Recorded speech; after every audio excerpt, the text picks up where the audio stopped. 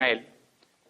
En 1989, cuando Guillermo Endara asumió el poder, previamente ganado en las urnas, ¿qué Estado recibió?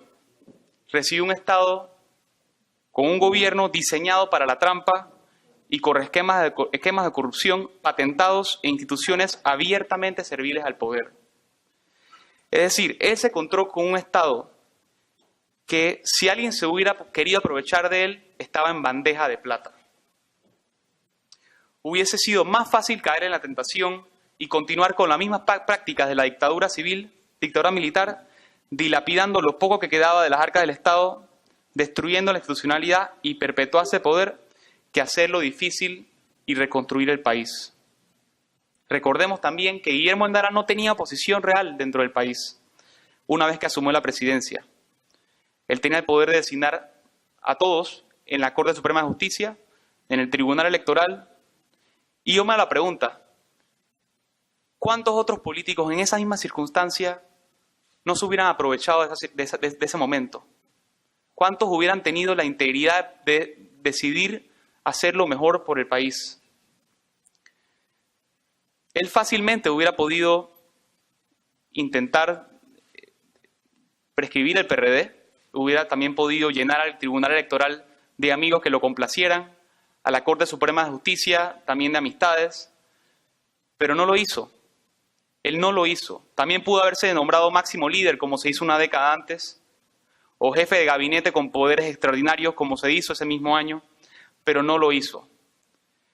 Ese desprendimiento que una persona tiene para decirle no al poder y para decirle no al dinero fácil, yo creo que eso se llama integridad. Él designó e hizo por lo contrario lo que pudo haber hecho una corte que hasta el día de hoy se conoce como la Corte de Lujo. Designó a un contralor de hierro, a Rubén Darío Carles Chinchorro, para que cuidara el dinero del Estado cuando pudo haber nombrado a alguien cercano a él. Y designó a magistrados que transformaron el Tribunal Electoral en lo que es hoy en día, una institución seria y comprometida con la democracia. Y de igual forma, hizo todo lo contrario a lo que algunas personas le sugirieron de acabar con el PRD.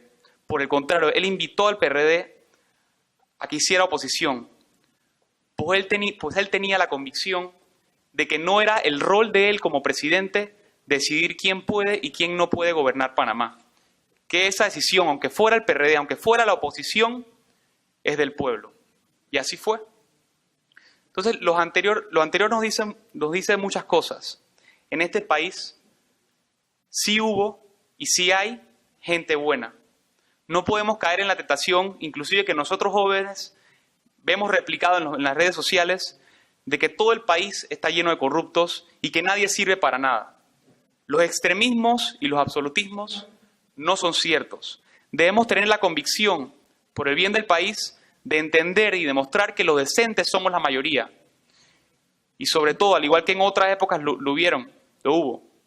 Personas históricas como Roberto Efechiari, mi abuelo, Ricardo Alas Calderón, Guillermo Ford, Chinchorro Carles, muchos otros.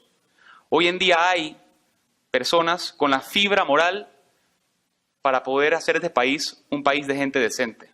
En esta obra, En la senda del Quijote, biografía de Guillermo Endara Galimani, está dirigida a ese panameño, a ese joven en particular que está asqueado y está en la tentación de olvidar que en este país también hay gente buena.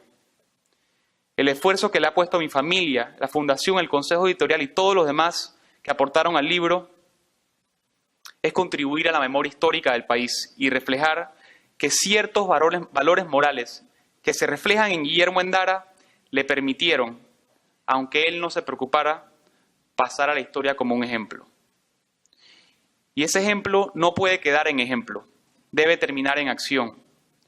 Todas esas afirmaciones de que Guillermo Endara fue, para algunos, el padre de la nueva democracia panameña, no valdrán de mucho si no continuamos luchando por esa democracia y la protegemos de la sombra del populismo y la plutocracia. Todas esas afirmaciones de que Guillermo Endara reconstruyó Panamá no valdrán de nada si se vuelve a destruir a punta de corrupción e impunidad. Y esas luchas que he mencionado entre lo correcto y lo incorrecto son más vigentes hoy que nunca. Cuando en el país y en el resto del mundo se combate el populismo, el racismo, la intolerancia, el odio, la xenofobia, la desigualdad. Porque es que el populista disfraza lo popular de lo correcto, alimentándose de los miedos, inseguridades y necesidades de las personas más necesitadas. En ese sentido, mi conclusión, luego de haber apoyado a este proyecto, es la siguiente. Es posible tener integridad y es nuestro rol como ciudadanos a incentivar a que las demás personas valoren esa integridad y sigan caminos de la integridad. Porque la integridad no solamente se administra en el Estado, sino también en nuestras vidas como ciudadanos panameños. Y es que yo me hago una pregunta como joven.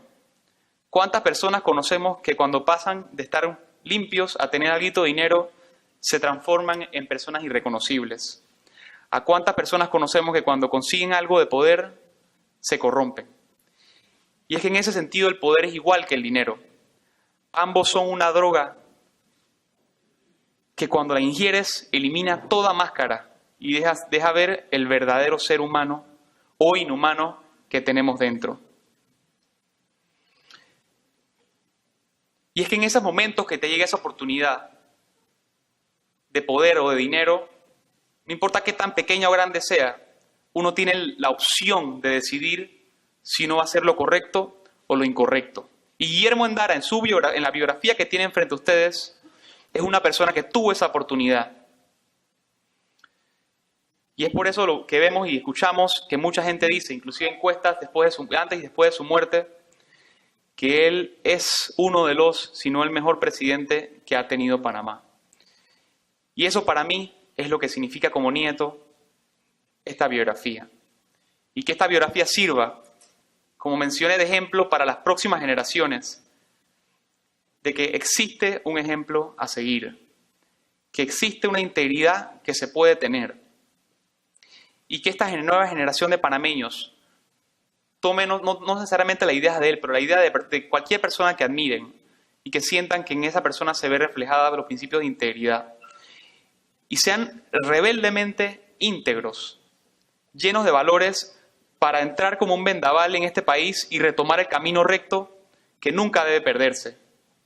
Entonces, con eso culminamos y celebramos hoy todos este proyecto de preservar la memoria histórica sobre el presidente, pero sobre todo el ser humano que fue Guillermo Endara.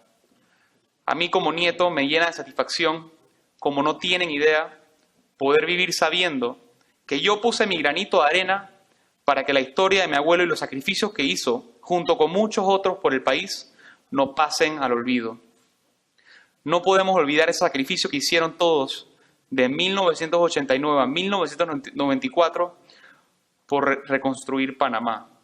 Y en ese sentido, esta obra está dedicada en parte a cada uno de aquellos que contribuyeron trabajando en la administración de Guillermo Endara, muchos de los cuales están aquí presentes y que merecen igual crédito que el presidente en la reconstrucción del país. Gracias.